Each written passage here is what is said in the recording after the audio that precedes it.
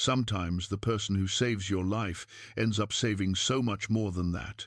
In the winter of 1882, a young schoolteacher named Sarah Hartwell collapsed in a Montana blizzard, certain she would die alone in the snow. The mountain man who found her had spent 5 years avoiding people, nursing grief he thought would never heal. Jacob Brennan carried her to his cabin and brought her back from the edge of death. For days, the storm kept them isolated together. In those quiet hours, something grew between them that neither expected. Then, her family arrived, wealthy, powerful, determined to take her home. Would she return to the life waiting for her back east, or choose the man who'd shown her a different kind of living? Before we jump back in, tell us where you're tuning in from, and if this story touches you, make sure you're subscribed, because tomorrow I've saved something extra special for you. The mountains didn't care about a man's grief. They didn't soften their winds or gentle their winters for a broken heart. That's what Jacob Brennan liked about them. He stood at the entrance of his cabin as dawn broke over the ridgeline, painting the snow-covered peaks in shades of gold and pale rose. The air bit at his lungs with each breath, sharp and clean. 5 years he'd been living up here. 5 years since he'd walked away from everything that reminded him of loss. The cabin sat in a small valley, tucked against the mountainside, where the pine trees grew thick enough to break the worst of the wind. He'd built it himself that first desperate summer, working until his hands bled and his back screamed, grateful for the pain that let him sleep at night without dreaming. The leather cord around his neck shifted as he moved, and his hand went to it automatically, feeling the weight of the gold band that hung there. He'd never been able to take it off that leather strip, never been able to put it away in a drawer where he couldn't feel it. Some mornings he told himself he'd remove it, start fresh. Most mornings he didn't even try. Jacob pulled on his heavy coat, the one he'd traded 3 prime beaver pelts for 2 winters back. The fur lining still held its warmth. He shouldered his rifle and stepped out into the cold, his boots crunching through the crusted snow. The trapline needed checking. Winter was the best season for pelts, when the animals grew their thickest coats. He'd learned the rhythm of this life: set traps, check them, skin what he caught, cure the hides, take them down to Ezra's trading post once a month. It was simple. It was solitary. It was exactly what he needed. The first trap was empty. The second held a marten with a coat like dark chocolate. Jacob worked quickly, his movements efficient from years of practice. He reset the trap and moved on, working his way through the line. By midday he had 4 good pelts and was ready to head back. The sky had changed while he worked, clouds moving in from the northwest. Heavy clouds, the kind that meant snow. He knew these mountains well enough now to read their moods. This wasn't just a dusting coming, this was going to be serious. Back at the cabin, he stored the pelts and checked his supplies. Firewood stacked against the wall, smoked meat hanging from the rafters, flour and coffee in sealed tins. He was set for weeks, if he needed to be. But the trading post Ezra would be expecting him. It had been 3 weeks since his last visit, and the old man worried if Jacob went too long without showing up. More than that, Jacob had promised to bring down his accumulated pelts before the heavy snows came. He debated with himself for a moment, studying the darkening sky. He could wait it out, go down after the storm passed. But something in him resisted the idea of being trapped up here, even by choice. Maybe it was the restlessness that sometimes crept in during the long winters.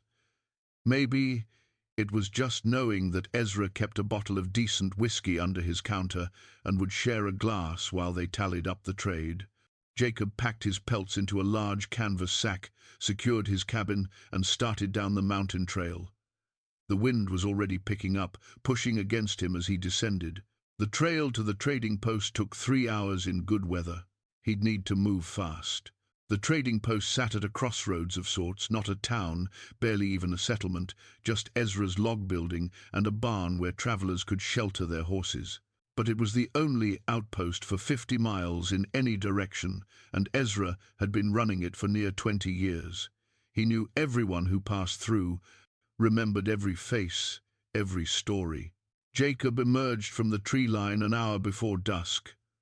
The snow had started, light flakes that swirled in the wind. He could see smoke rising from the trading post's chimney, and the sight brought a small measure of comfort he wouldn't have admitted to anyone. He pushed through the door, stomping snow from his boots.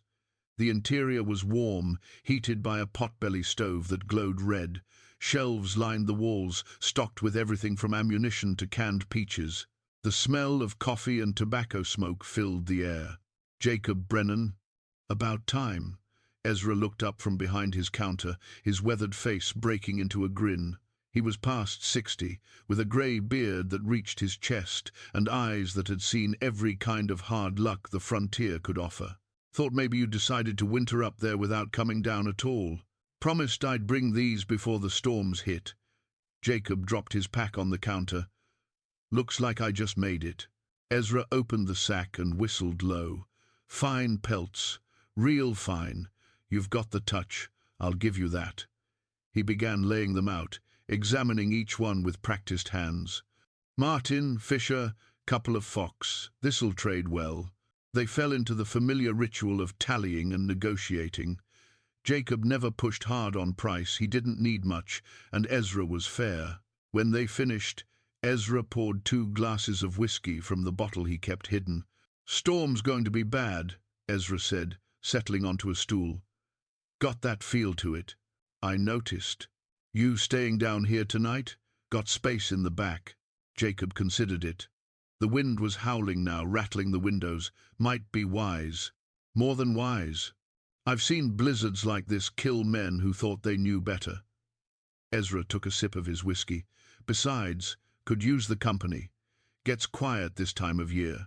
They sat in comfortable silence for a while, watching the snow begin to fall harder outside the window. This was as close to friendship as Jacob allowed himself these days, occasional conversations with a man who didn't pry, didn't ask about the past, didn't try to fill every silence with empty words. Had a woman come through here 2 days ago, Ezra said eventually. Young thing, traveling alone. Teacher, she said. Heading to that new settlement school up past Copper Ridge. Jacob said nothing, but something in him tensed slightly. Told her she should wait, that weather was turning. But she was determined, said she'd already delayed her start by 2 weeks and couldn't afford to wait longer. Ezra shook his head. She had good gear at least, and she knew how to ride. Still, I didn't like it. Didn't like it at all. She make it through? Don't know. Haven't heard. Settlement's 3 days' ride in good weather. Ezra stared into his glass. This storm came up faster than I expected. If she got caught in it, he didn't finish the thought. Jacob felt an uncomfortable stirring in his chest, something he'd tried to bury for 5 years. Concern for another person. The urge to do something, to help. He pushed it down, took a drink of his whiskey. Nothing to be done now, he said. No, Ezra agreed. Nothing to be done. But as Jacob settled into the small back room that night, listening to the wind scream around the building and the snow hammer against the walls, he couldn't quite shake the image of someone alone out there in the dark, the cold slowly stealing the life from their body. He touched the ring hanging around his neck and closed his eyes, trying not to remember another time, another death he'd been helpless to prevent. The mountains didn't care about a man's grief. But sometimes, whether he wanted it to or not, grief still cared about the mountains and everything that happened in them. The storm raged through the night with a fury that shook the trading post's walls. Jacob woke before dawn, the howling wind a constant roar that made sleep impossible. He dressed in the dark and made his way to the main room where Ezra was already stoking the fire. Hell of a storm, the old man said without turning around. Worst I've seen in 3 years. Jacob moved to the window and wiped away the frost that had formed on the inside of the glass. Nothing but white. The snow was coming down so thick he couldn't see the barn 20 feet away. How long you think it'll last? Day? Maybe two. Hard to say. Ezra poured coffee from a pot that had been sitting on the stove. Nobody's going anywhere until it breaks. They spent the morning in quiet routine, Ezra tending to his accounts while Jacob repaired a bridle that had been hanging on a hook. The wind never let up, shrieking around the corners of the building like something alive and angry. By noon, the drifts against the door had piled waist-high. It was mid-afternoon when they heard it. A sound that didn't belong to the storm, a faint, irregular thumping against the door.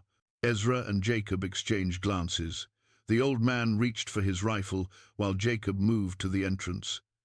The thumping came again, weaker this time. Jacob pulled the door open against the resistance of the snow. The wind hit him like a fist, stealing his breath. At first he saw nothing but white. Then he looked down. A figure lay crumpled against the doorframe, so covered in snow it was barely recognizable as human. One arm was raised, frozen in the act of knocking. Jacob dropped to his knees, his heart suddenly pounding. "Ezra, help me!" Together they pulled the figure inside, snow cascading off the body as they moved it. Jacob brushed away the snow from the face and felt his chest tighten. A woman, young, her lips blue, her skin pale as death. Her eyes were closed, ice crystals clinging to her lashes. "God in heaven!" Ezra breathed. "It's her, the teacher." Jacob was already working, pulling off her frozen outer garments with hands that knew what needed to be done but hadn't done it in years. Her coat was stiff with ice. Underneath, her dress was soaked through. She wasn't moving, wasn't making a sound. "Get blankets," Jacob ordered, "and warm water. Not hot, warm." Ezra moved quickly despite his age. Jacob continued stripping away the wet clothes, his mind falling into a pattern he'd hoped never to use again. He'd seen frostbite before, hypothermia, the slow death that came from cold.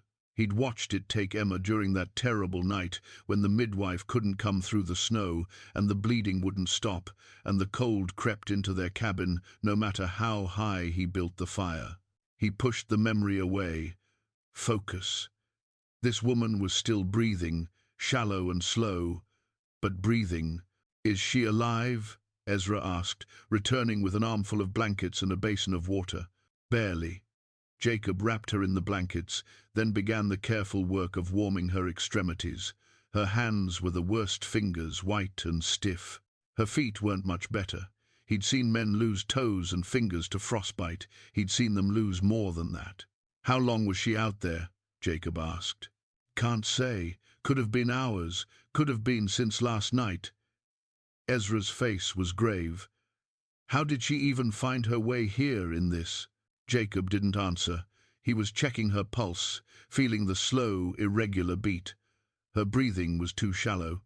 She needed warmth, real warmth, not just blankets. She needed to be somewhere he could monitor her through the night. He made a decision he knew he'd regret. "I'm taking her up to my cabin." Ezra stared at him. "Jacob, you can't. Not in this storm. It's 3 hours in good weather. I know the trail blindfolded, and she needs more than what we've got here." He was already moving, gathering supplies. "You've got no bed, no privacy, no way to tend to her properly. I've got all of that. You'll both die out there. I've walked that trail in worse." It wasn't quite true, but it was close enough. "I can't stay here, Ezra. You know I can't." The old man studied him for a long moment, understanding dawning in his eyes. The small room, the lack of space, the constant presence of another person. It would be unbearable for Jacob, who'd chosen isolation for a reason. But more than that, Ezra seemed to recognize something else in Jacob's face. A need, perhaps, to do this thing. To save a life after failing to save the one that mattered most. "Then God go with you," Ezra said quietly. "Take whatever you need." Jacob moved with purpose, packing supplies into his satchel. Food, medical supplies, extra blankets. He fashioned a sling from rope and canvas that would let him carry the woman on his back. She was small. Slighted would be hard, but possible. "What's her name?" Jacob asked as he worked. Sarah Hartwell. That's what she told me. Ezra was helping now, securing the supplies. She had a satchel, papers, personal things. It's over there. Jacob retrieved the leather satchel from where it sat near the door, still dusted with snow. He didn't look inside, that would be an intrusion, and the woman deserved her privacy, but he tied it to his pack. If she lived, she'd want her things. When everything was ready, he carefully lifted Sarah Hartwell and positioned her in the sling on his back. She weighed almost nothing. Or perhaps that was just his fear making her seem insubstantial. Her head lolled against his shoulder, and he could feel the frightening chill of her skin, even through the layers of blankets. "You're a damn fool, Jacob Brennan," Ezra said, but his voice was gentle. "Wouldn't be the first time." Jacob pulled his hat down low, adjusted the straps of the sling, and stepped out into the storm. The wind hit him immediately, trying to push him back. The snow was blinding, a wall of white that turned the world into nothing but cold and noise. He knew if he hesitated, if he thought too much about what he was doing, he'd never leave. So he walked. The first hour was the hardest. The trail climbed steadily, and with the extra weight on his back, every step was an effort. The snow had drifted across the path in places, forcing him to break through thigh-deep powder. The wind drove ice crystals into his face like tiny needles. More than once he had to stop and check his bearings, making sure he hadn't wandered off the trail in the whiteout conditions. He talked to her as he walked, though he knew she couldn't hear him. "Stay with me now. Not much farther. You just hold on." The words were as much for him as for her, a way to keep moving when his legs screamed for rest. The second hour, his feet began to go numb. He couldn't feel his face anymore.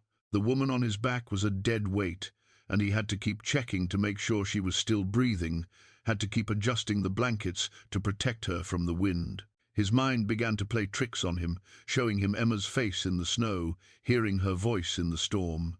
The third hour, he nearly gave up. His legs buckled twice, sending him to his knees in the deep snow. Each time he got back up was harder than the last.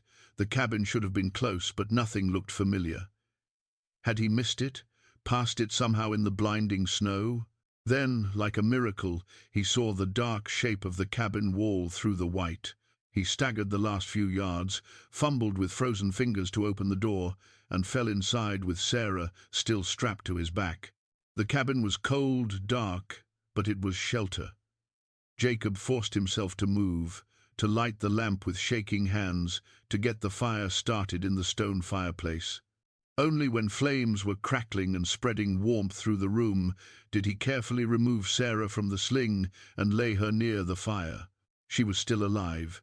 He could see the faint rise and fall of her chest beneath the blankets, but her color was worse than before, her lips nearly grey. He had hours of work ahead of him if she was going to survive the night. Jacob stripped off his own wet outer clothes and got to work. He warmed water, prepared warm compresses for her hands and feet, checked her pulse every few minutes. He'd done this before. Sitting vigil through a long night, watching someone he cared about slip away despite everything he did. But this time, he told himself, would be different. This time he'd be enough. The night stretched ahead of him, and Jacob Brennan settled in beside the fire with a woman whose name he barely knew, determined not to let death claim another life in the cold Montana winter. The morning Sarah found the daguerreotype, the sun was actually shining through the cabin windows for the first time in days. Jacob had gone out early to check his trapline, leaving her alone in the cabin with instructions to rest and not overdo it. But Sarah was tired of resting. Her strength had returned enough that sitting idle felt more exhausting than being useful. She decided to tidy the cabin a small way to repay Jacob's kindness and care. She was cleaning the simple shelf that served as his pantry when she accidentally knocked over a small wooden box. The lid came off as it hit the floor, and several items spilled out. Sarah knelt to gather them up and found herself holding a tin daguerreotype in a leather case. She knew she shouldn't look. It was private, personal. But her hand opened the case, before her conscience could stop her. The woman in the photograph was beautiful, young with dark hair swept back from a gentle face and eyes that seemed to smile even in the formal portrait. She wore a simple dress with lace at the collar, and her hand rested on the shoulder of the man beside her. Jacob, younger, clean-shaven, with an expression Sarah had never seen on his face, joy, pure, uncomplicated joy. "Emma," Sarah whispered. This was the woman he'd loved, the wife whose death had sent him running to these mountains. "Didn't give you permission to go through my things." Sarah jumped, nearly dropping the daguerreotype. Jacob stood in the doorway, snow on his boots, his face carefully blank, but she could see the tension in his shoulders, the way his jaw tightened. "I'm sorry. I was cleaning, and I knocked over the box. I shouldn't have looked." She stood quickly, holding the case out to him. "I'm truly sorry." Jacob crossed the room and took the daguerreotype from her hands. He stared at it for a long moment, his thumb tracing the edge of the frame. When he spoke, his voice was rough. "Wedding day. 5 years ago.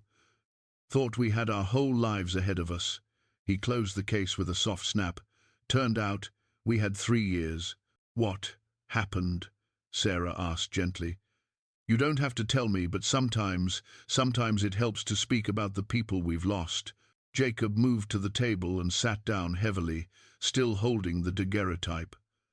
After a long silence, he began to talk. "She got pregnant.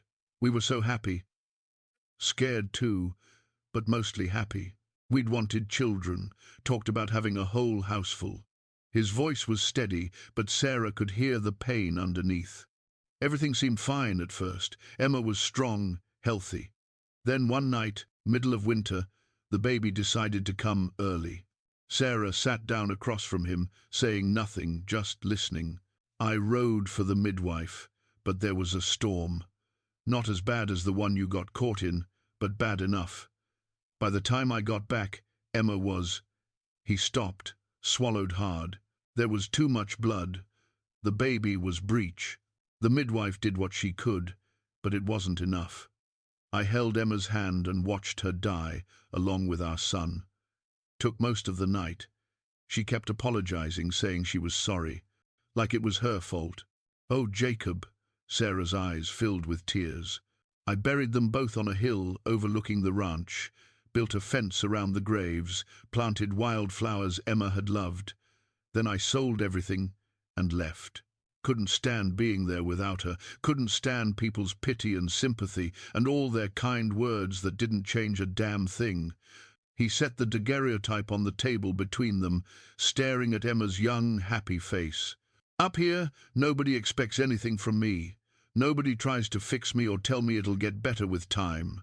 The mountains don't care if I'm grieving or angry or just trying to get through another day. They just are, and I can just be, and that's enough." "Except it's not, is it?" Sarah said softly. "Being enough, I mean. You're still carrying her with you everywhere you go." She gestured to the cord around his neck. "You're still holding on." Jacob's hand went to the ring beneath his shirt. "And if I am, what's wrong with that? She was my wife. I loved her. Nothing's wrong with it. But love, real love, doesn't keep us frozen in place. It's supposed to help us grow, to move forward, even when the person we love is gone." Sarah reached across the table, her hand stopping just short of his. "Emma wouldn't want you hiding up here alone, would she? Living half a life because the whole one you planned together isn't possible anymore? You didn't know her. You don't know what she'd want. You're right. But I know what it's like to run from pain. I know what it's like to choose loneliness because it feels safer than risking your heart again." Sarah pulled her hand back. "I ran from expectations and pressure, from a life that would have slowly suffocated who I really was. You ran from grief and loss. We both ended up alone, telling ourselves it was better this way." Jacob looked at her then, really looked at her, and something in his expression cracked. "Is it better? I don't know. I thought it was, but now—" She stopped. not sure how to finish that sentence without revealing too much of what she'd been feeling these past days. "But now," he prompted, "now I'm not so sure loneliness is the same as peace, and I'm not sure running is the same as healing." They sat in silence for a while, the daguerreotype on the table between them like a bridge between past and present, between who they'd been and who they were becoming. Finally, Jacob spoke. "Want to know the worst part? Sometimes I can't remember her face without looking at this picture. 3 years she's been gone, and already her voice is fading from my memory. Soon all I'll have left are these things, this picture, her ring, the ghost of who we were together. And I'm terrified that if I let go, if I stop holding on so tight, I'll lose even that.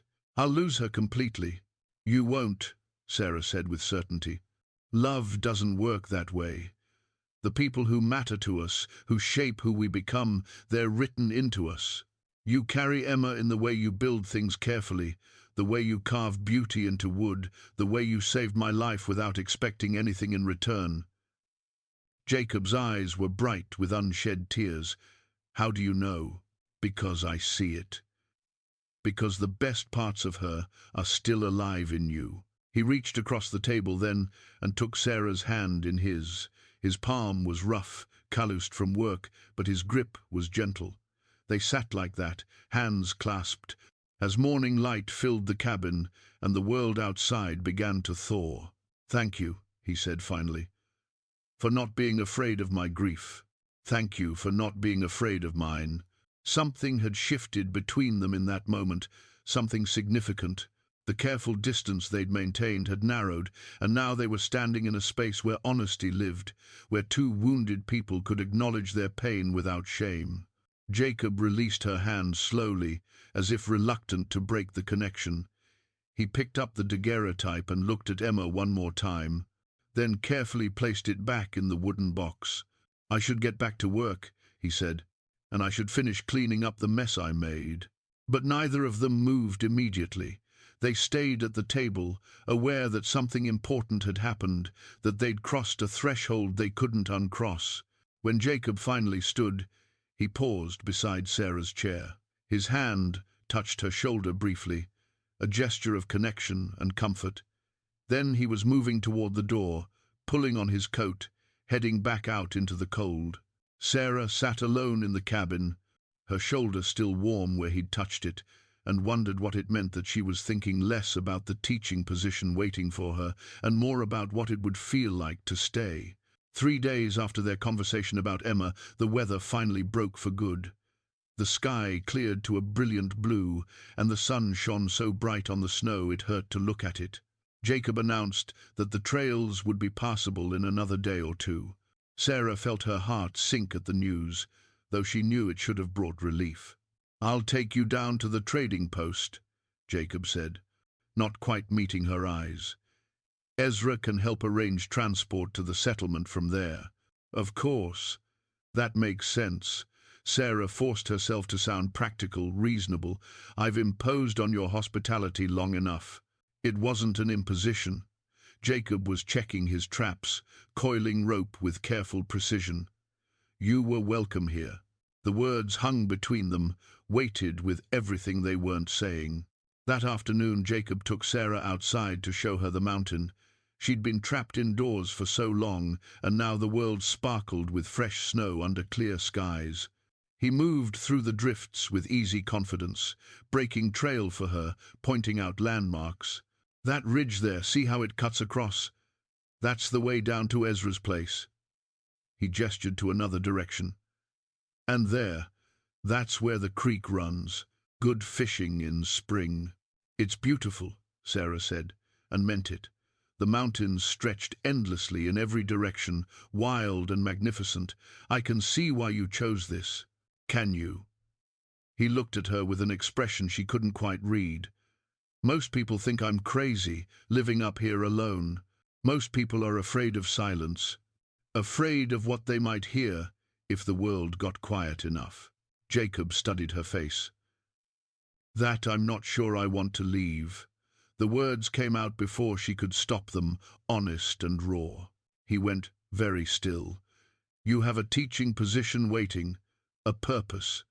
That's more than most people have. I know, and I'll go to it, fulfill my commitment. But that doesn't mean—" She stopped, not sure how to finish. "Doesn't mean what?" "Doesn't mean I won't wonder about this, about what might have happened if I'd had more time here." Jacob took a step closer. They were standing in snow up to their knees, the sun warm on their faces despite the cold.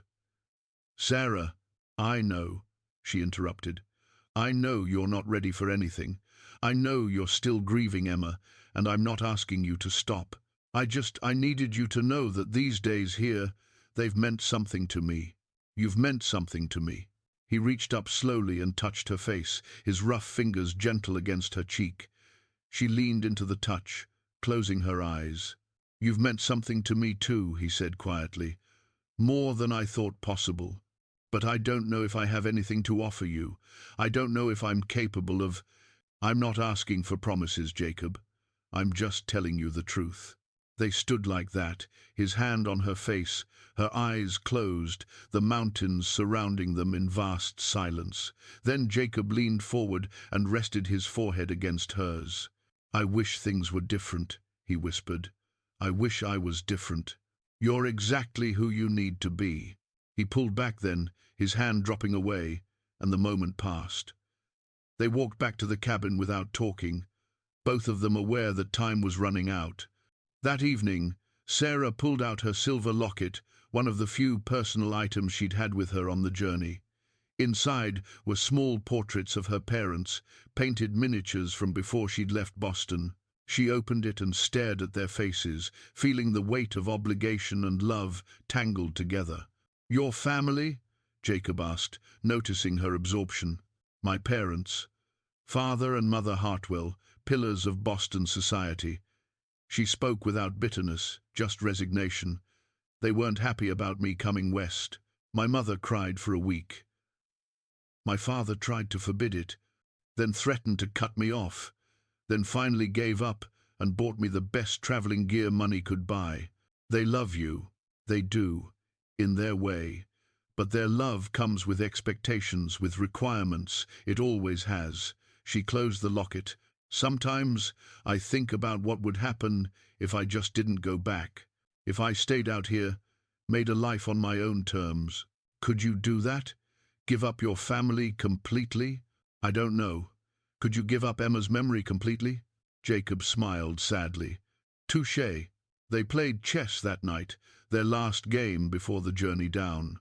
The moves came slowly, neither of them wanting to finish, wanting to draw out these final hours. When Jacob finally checkmated her king, Sarah felt an absurd urge to cry. "Good game," she managed. "You're getting better. Another few months and you'd beat me regularly. Another few months." As if that were possible, as if this wasn't ending tomorrow, Jacob stood and began putting away the pieces, then stopped.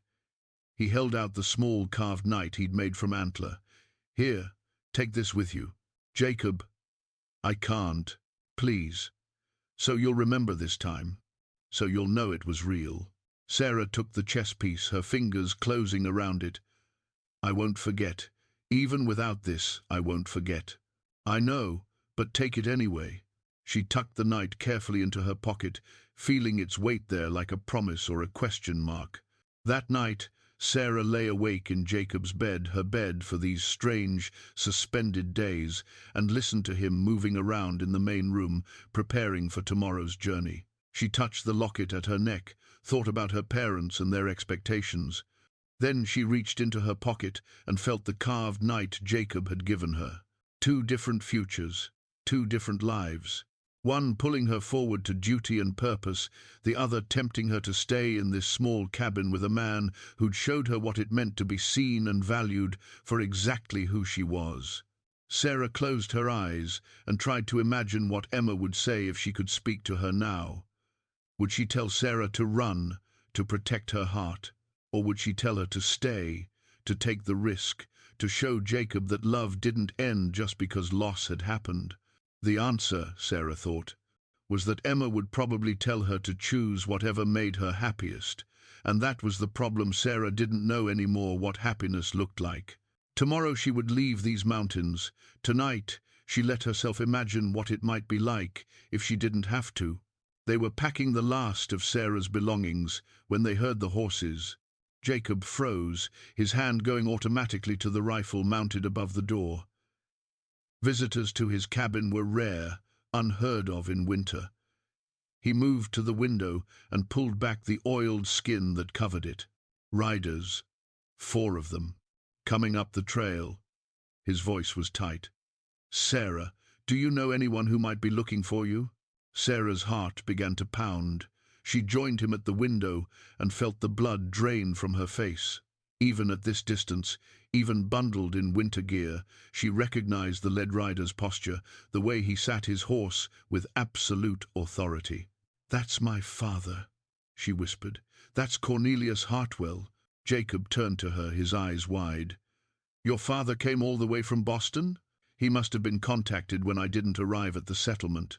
Oh God, Jacob, he's probably been searching for weeks." Sarah felt panic rising in her chest. "You don't understand what this means. He'll think they'll all think..." "Think what?" "That something improper happened.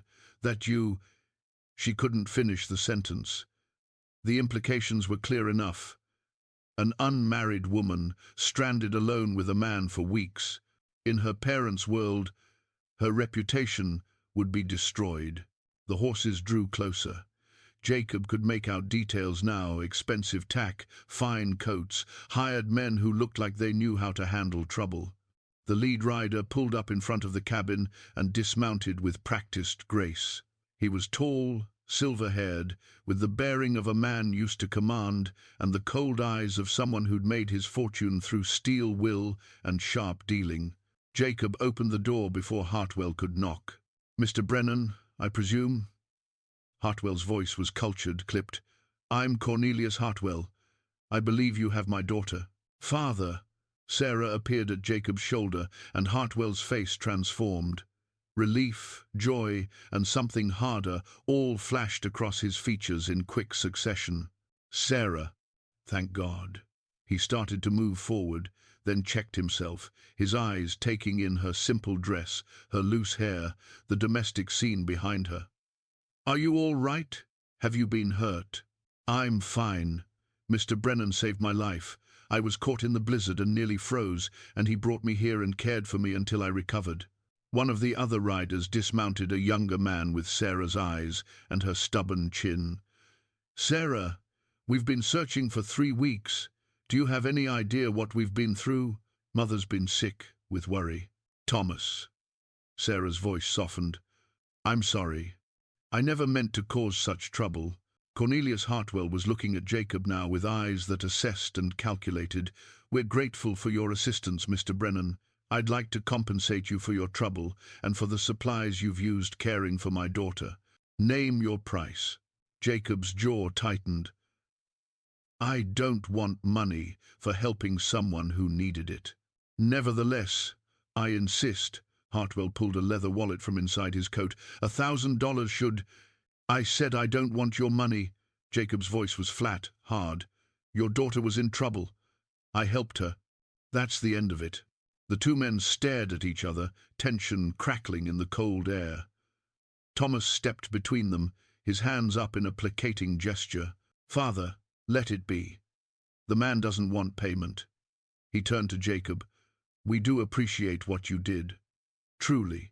But we need to get Sarah back to civilization, get her checked by a proper doctor. I've been caring for her frostbite. She's healing well. I'm sure you've done your best," Thomas said, his tone implying that a mountain man's best wasn't quite adequate. "But she needs professional medical attention.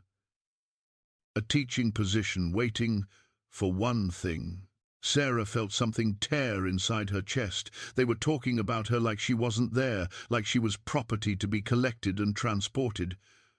"I can speak for myself, Thomas." Her father turned to her, and his expression softened slightly. "Of course you can, darling, and I want to hear everything about your ordeal. But first, let's get you somewhere warm and proper. We've taken rooms at the settlement hotel. We can talk there." "Father, Sarah." His tone brooked no argument. We've come a very long way in very difficult conditions to find you. The least you can do is allow us to ensure you're properly cared for." Jacob touched Sarah's arm lightly.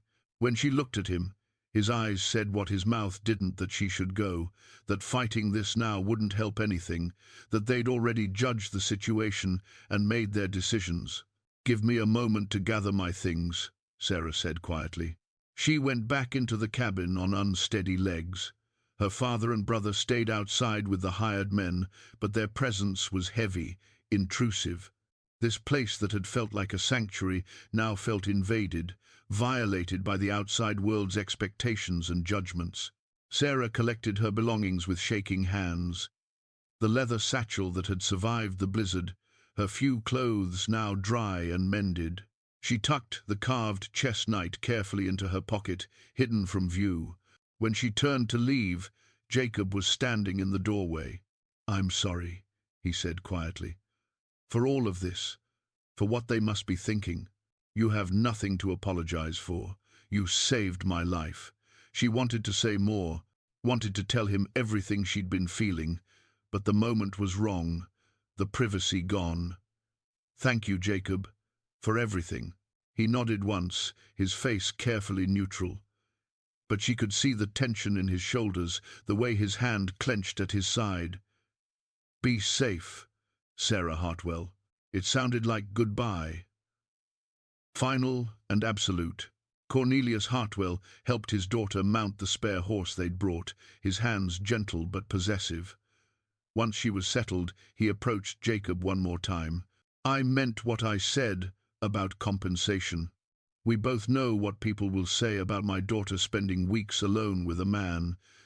That kind of talk could ruin her prospects. If you'd like to help repair the damage, I'd be willing to pay significantly for your silence about the details of her stay here." Jacob stared at him. "You think I'd take money to lie about what happened? Nothing happened that would shame your daughter, and I won't pretend it did just to make you feel better about your own assumptions.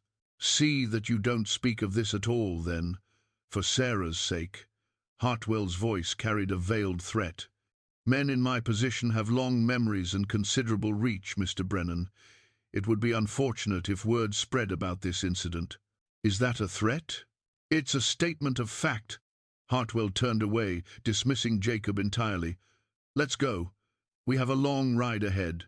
Sarah looked back once as they rode away. Jacob stood in front of his cabin, one hand raised in farewell, his face empty of expression. Then the trail curved, trees blocked her view, and he was gone. The ride down the mountain was silent. Sarah's father and brother rode on either side of her like guards, the hired men behind. No one spoke until they were well away from Jacob's cabin. Then Cornelius cleared his throat. "Sarah, I need to know the truth. Did that man harm you in any way?" "No, father. He was a perfect gentleman." "And you remained intact?" The word came with difficulty, wrapped in Victorian delicacy. Sarah felt heat rise in her face, anger mixing with embarrassment. "My virtue is intact, if that's what you're asking. Jacob Brennan saved my life and asked nothing in return.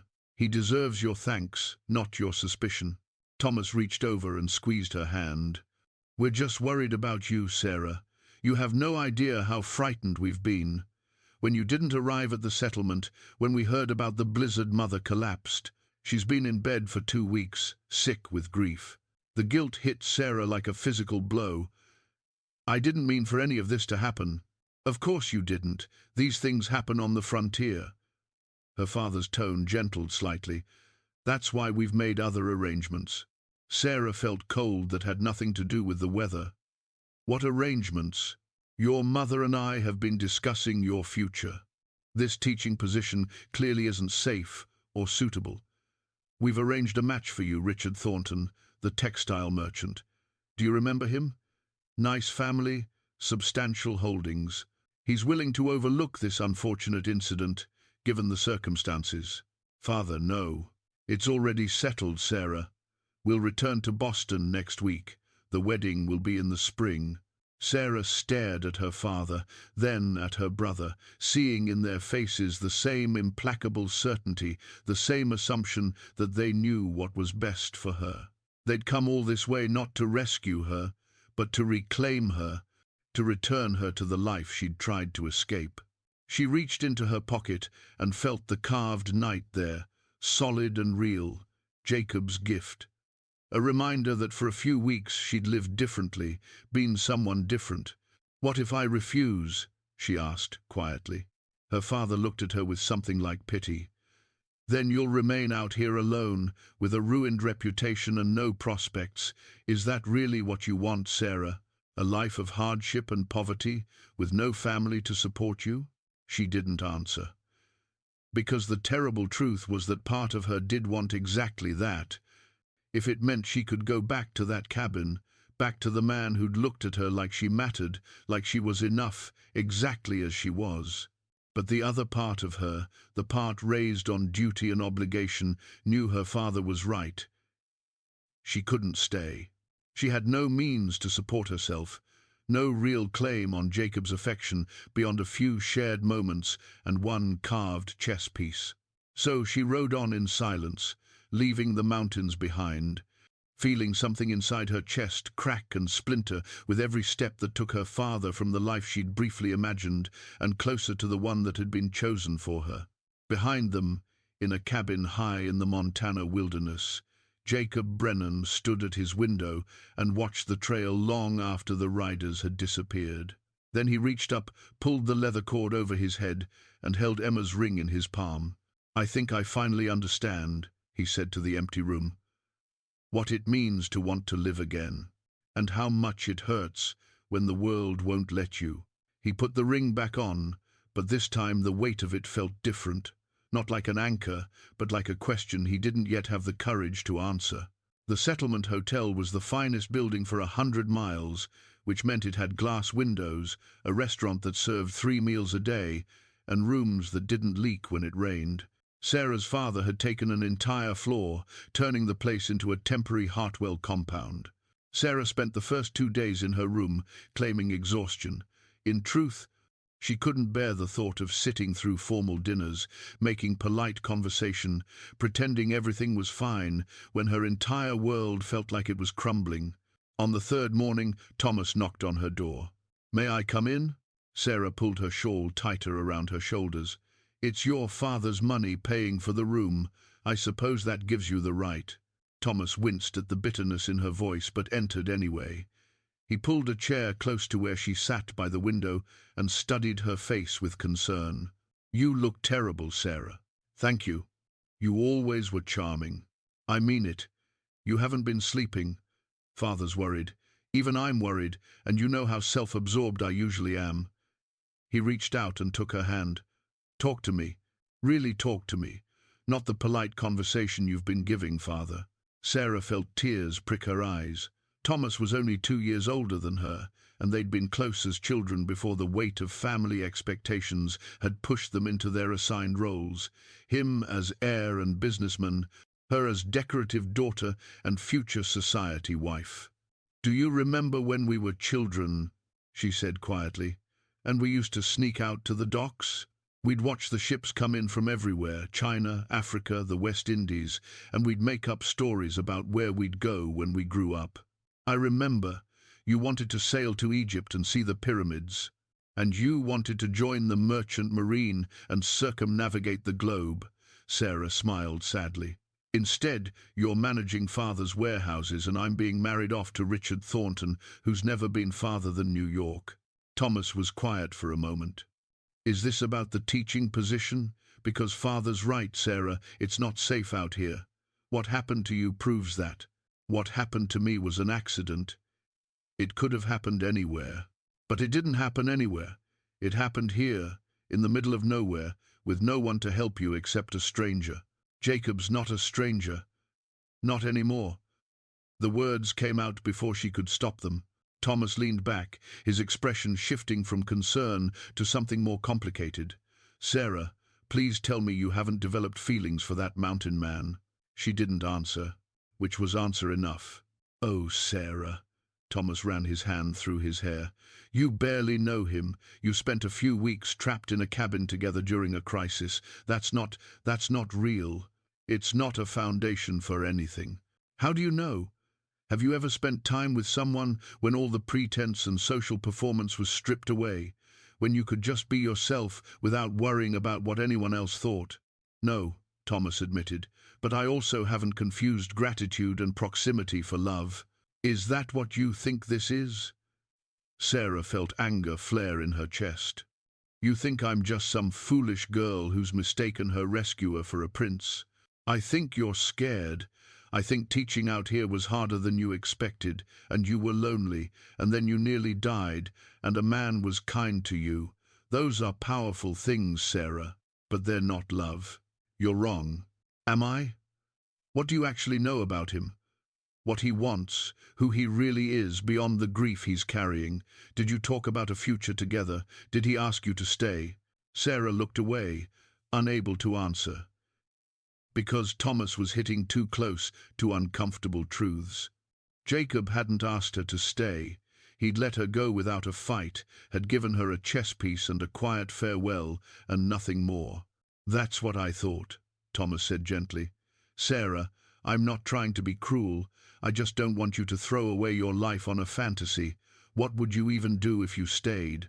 You have no money, no property, no means of supporting yourself. Father would cut you off completely, you know he would. You'd be dependent on a man you barely know, living in poverty in a one-room cabin, with winter lasting 6 months out of the year. That sounds like a reason to give me my inheritance now, not a reason to force me into a marriage I don't want. Thomas sighed. Father won't do that. You know he won't. He controls your trust until you're 30 or married, and he'll choose married every time, because at least then you'll be someone's responsibility. Someone's property, you mean? That's not fair. Richard Thornton is a good man. He'll treat you well. I don't love him. You'll learn to. Mother didn't love Father when they married, and look at them now. Sarah thought about her parents' marriage, proper, formal, founded on mutual respect and shared social standing. They were partners in the business of maintaining their position, raising their children, presenting a united front to the world. Was there love there? But it was nothing like what she'd felt in that cabin, playing chess by firelight, watching Jacob's face as he told her about Emma, feeling her heart skip when their hands touched. I don't want what Mother has, Sarah said. I want more than that. Then you'll be disappointed. Because life isn't fairy tales, Sarah. It's compromise and responsibility and making the best of what's available. Thomas stood. Father's arranged for us to leave in 3 days. The weather's clearing, and he wants to get back before more storms come. I suggest you spend that time accepting what's going to happen instead of fighting it. He left her alone with her thoughts and the view from her window, the mountains in the distance, sharp and white against the blue sky. Somewhere up there, Jacob was checking his traps, carving wood by his fire, living the life he'd chosen. Had he thought about her? Did he regret letting her go so easily? Or had she been just an interruption in his solitude, someone he'd been relieved to see leave? Sarah pulled the carved chess knight from her pocket and turned it over in her hands. It was beautifully made, the details precise, even in the small scale, the kind of thing that took time and care and attention.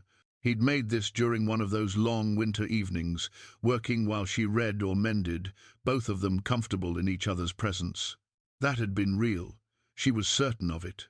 Over the next 2 days, Sarah moved through the motions of preparing for departure. She let her mother's lady's maid help her into proper dresses again, submitted to having her hair styled in fashionable arrangements, sat through dinners with her father and brother, where they discussed their route home and the wedding plans, as if she'd already agreed to everything. But at night, alone in her room, she took out the chess knight and a piece of paper and tried to write letters she could never send.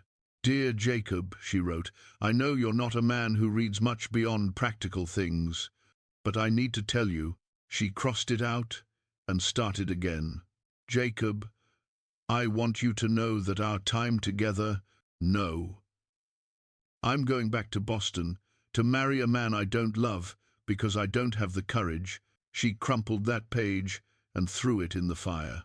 The truth was, she didn't know what to say. Because what could she say that would change anything? He hadn't asked her to stay. He hadn't suggested there could be a future for them. He'd let her father take her away without a word of protest. Maybe Thomas was right. Maybe she'd imagined a connection that was really just gratitude and loneliness and the intensity of shared crisis. Or maybe Jacob was just too wounded, too broken by his past, to risk his heart again. On the morning of their scheduled departure, Sarah was packing the last of her belongings when Thomas entered with an odd expression on his face. "Sarah, there's someone here to see you. A man from the trading post." Her heart leaped. "Jacob?" "No. An older man named Ezra. He says he has something for you." Sarah rushed downstairs to find Ezra standing awkwardly in the hotel lobby, his weather-beaten face looking distinctly uncomfortable in the refined setting. When he saw her, relief crossed his features. "Miss Hartwell, I'm glad I caught you before you left." "Ezra, is everything all right? Is Jacob?" "He's fine, but he asked me to give you this."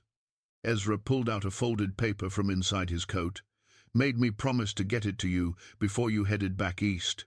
Sarah took the paper with shaking hands. It was a map, hand-drawn with careful detail. She recognized it immediately, the trails around Jacob's cabin, the landmarks, the route down to the trading post. The same map he'd sketched for her weeks ago when teaching her about the mountains. But this time, there was writing at the bottom. Jacob's handwriting was rough but legible.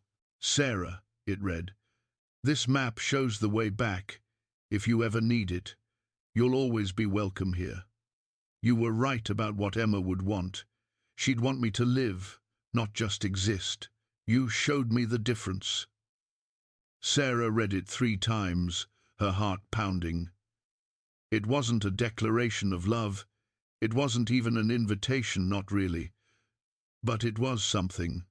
An open door. A possibility. "Did he say anything else?" she asked Ezra. The old man shifted uncomfortably. "Said to tell you he understood if you didn't come back. Said he knew you had a life waiting for you, obligations. But he wanted you to know the door would be open, just in case." "Just in case," Sarah repeated softly. "He's a good man, Miss Hartwell. Stubborn as a mule and twice as ornery sometimes, but good. I've known him 5 years, and I've never seen him care about another soul the way I think he cares about you." Cornelius Hartwell's voice cut through the moment like a knife. "Sarah, the coach is ready. We need to leave now if we're going to make the next town by nightfall." Sarah looked at her father, then at Ezra, then down at the map in her hands. 3 days to Boston.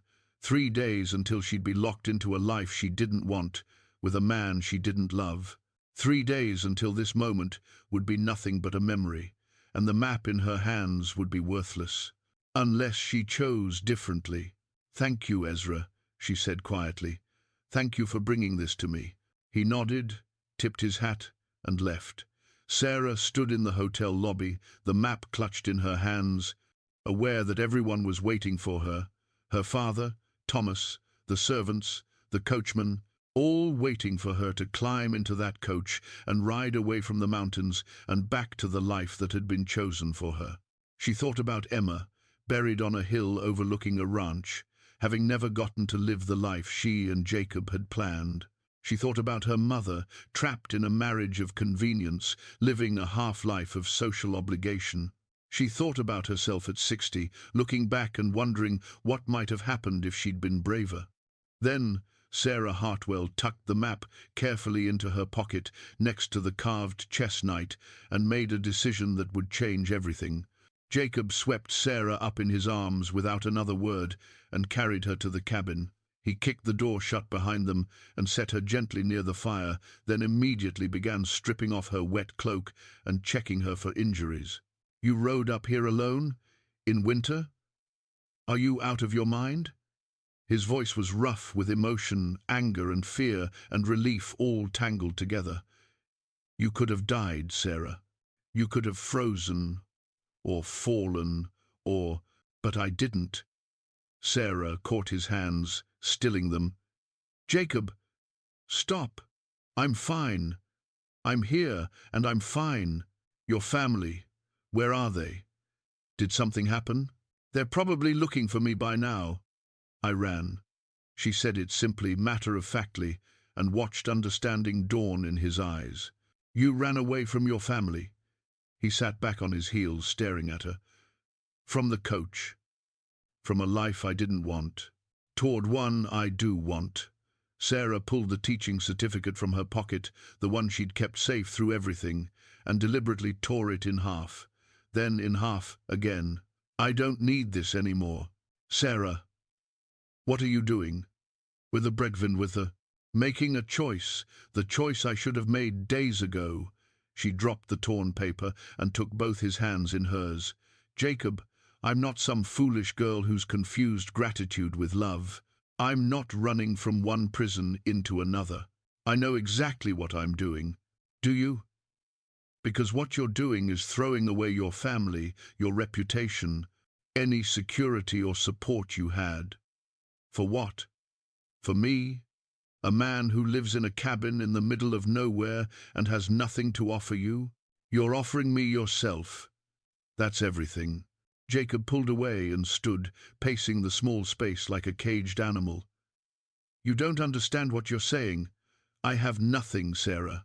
No land, no prospects, no future beyond surviving one winter at a time.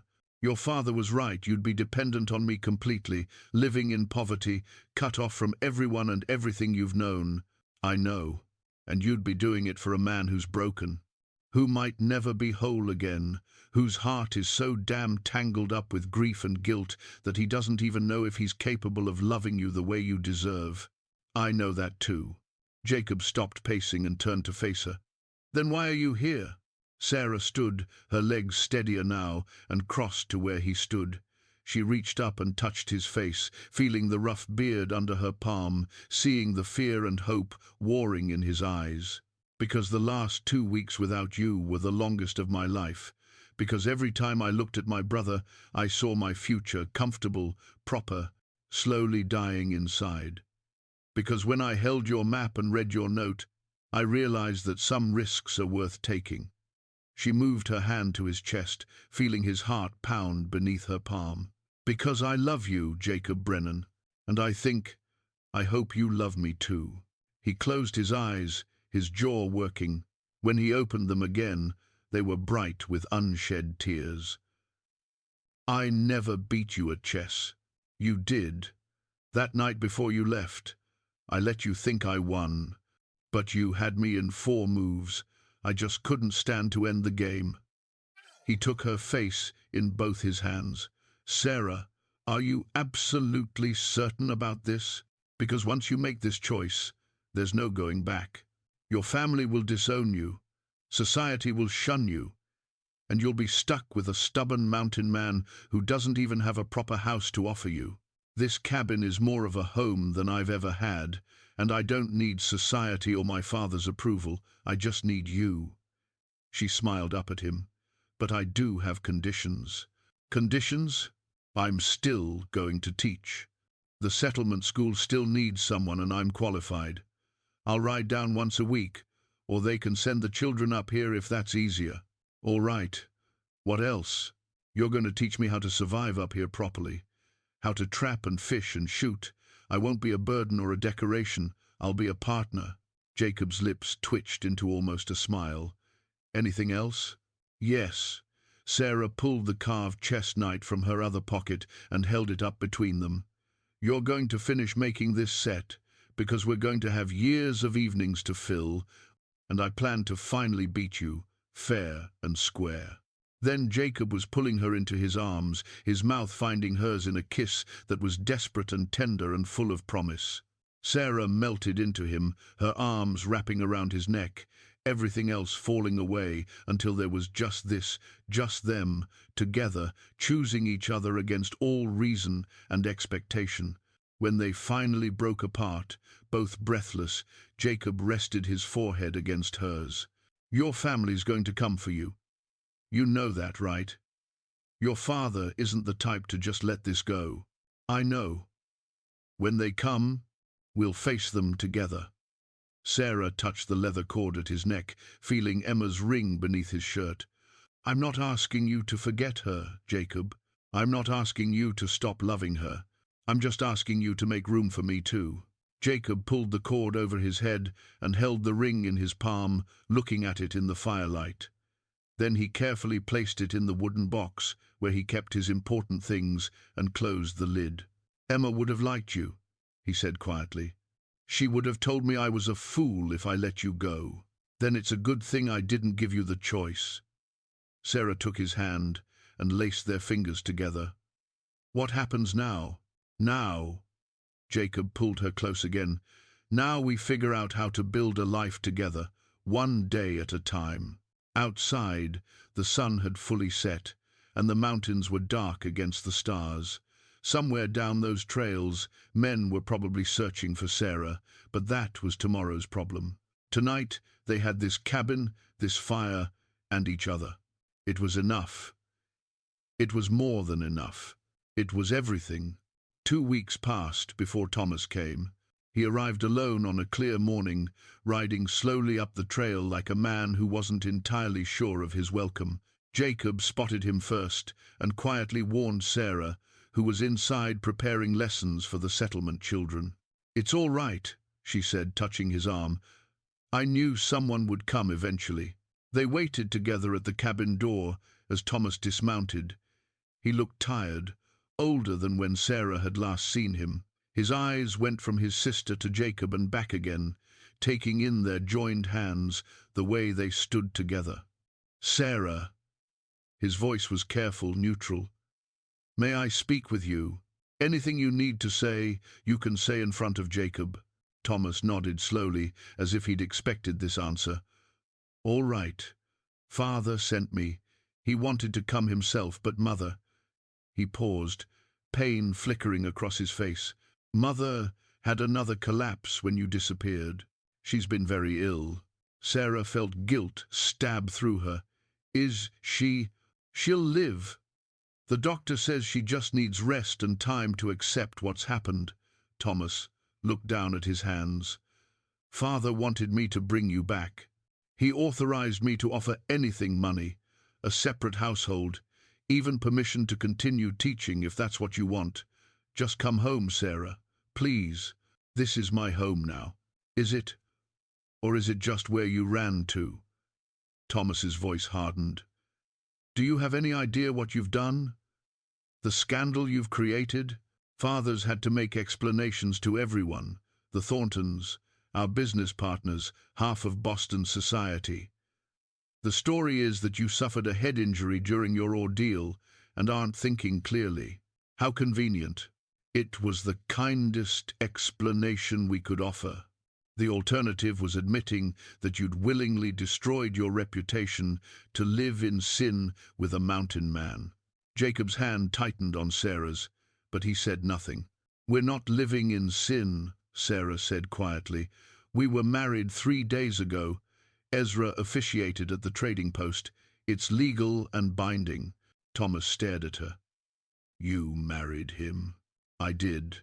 Without telling your family, without any of us present, without even sending word." His voice cracked slightly. "Sarah, how could you? Because if I'd waited, if I'd asked permission, Father would have found a way to stop it." "You know he would have." Thomas was quiet for a long moment. Then he pulled an envelope from inside his coat and held it out. "Father asked me to give you this. It's a letter. He says—" He stopped, swallowed hard. "He says, if you insist on this path, then you're no longer his daughter. He's removing you from his will. Your trust fund will be dissolved and distributed to charity. You'll have nothing from the family, no money, no support, no contact." Sarah took the envelope with shaking hands but didn't open it. "I see. Sarah, please, don't let pride destroy everything. You can still fix this. We can get the marriage annulled, claim it was done under duress. You can come home and..." "And what?" Live the life Father chose for me? Marry Richard Thornton and pretend to be happy while slowly suffocating? Sarah shook her head. I won't do it, Thomas. I can't. Even if it means losing your family? You're the one choosing to lose me. I'm not going anywhere. You know where to find me. She took a step forward. Thomas, I love you. You're my brother, and I'll always love you. But I love Jacob too, and I choose this life. I choose him. If Father can't accept that, then that's his decision, not mine. Thomas looked at Jacob for the first time. Jacob met his gaze steadily. I love her more than I thought I could love anyone again, and I'll spend the rest of my life proving to her that she didn't make a mistake choosing me. Can you provide for her? Give her any kind of decent life? I've got this cabin and enough skill to keep us fed and warm. Sarah's going to teach at the settlement school. She'll have an income of her own. It won't be luxury, but it'll be honest work and a life we build together. That's more than a lot of people have. Thomas studied them both, his expression troubled. Finally, he sighed. I think you're both fools, but I can see you're happy fools, which is more than I can say for most of the people I know. He turned back to Sarah. Mother wanted me to tell you something, she said. He paused, his voice thick with emotion. She said she understands. She said if she'd had your courage when she was young, her life might have been very different, and she said she loves you, even if she can't say so out loud anymore. Sarah felt tears spill down her cheeks. Tell her I love her too. Tell her I'm happy. Thomas nodded. He pulled out a leather pouch and held it out to Jacob. This isn't from Father. It's from me. Consider it a wedding gift, or an investment, or whatever you need to tell yourself to take it.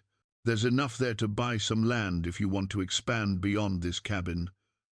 Or to set aside for, he glanced at Sarah, for the future. Thomas, Sarah started.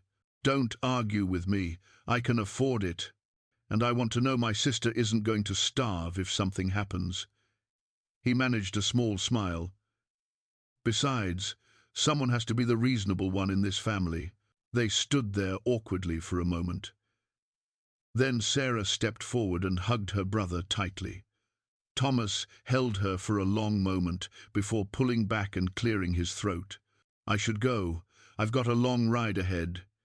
He mounted his horse, then looked down at them one more time. I will. They watched him ride away until he disappeared into the trees. Then Sarah turned to Jacob, who was holding the leather pouch with a bemused expression. Well, Mrs. Brennan, he said, testing out the name. Looks like we're officially on our own. Not entirely. Sarah pulled out a piece of paper from her pocket, a letter from the settlement school board, offering her the teaching position with housing provided in town during the week if needed. We have options. We have each other. And we have this. She gestured to the mountains around them, the cabin behind them, the life they were building together. Jacob pulled her close and kissed the top of her head. Think you'll miss it, the fancy parties, the comfortable life. Not for a moment. Sarah looked up at him.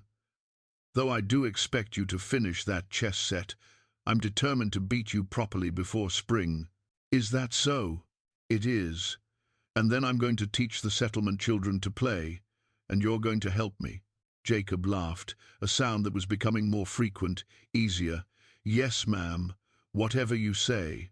They went inside together as the afternoon sun warmed the cabin walls.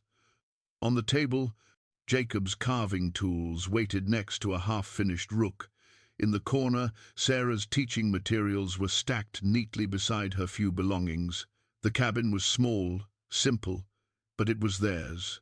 That evening, as they sat by the fire working on their separate projects, Sarah thought about the girl she'd been when she left Boston, full of determination and idealism, running toward something she couldn't quite name. And now here she was, in a cabin on a Montana mountain, married to a man who'd saved her life in more ways than one. Jacob, she said quietly. I'm happy, truly happy. He looked up from his carving and smiled, not the cautious, guarded expression he'd worn when they first met, but something open and warm and real. "So am I," he said. "So am I." Outside, the mountain stood eternal and unchanging. But inside the cabin, two people who'd been lost had found each other, and in finding each other, had found themselves. The fire crackled, the wind sang through the pines, and in the Montana wilderness a new life was beginning, built not on expectations or obligations, but on choice and courage and love. Sometimes the person who saves your life ends up saving so much more than that. They show you who you really are, who you could be, if you're brave enough to choose it. And sometimes, if you're very lucky, they choose you right back. Sarah and Jacob Brennan had made their choice, and every day after they chose each other again. It was enough, it was everything, it was home.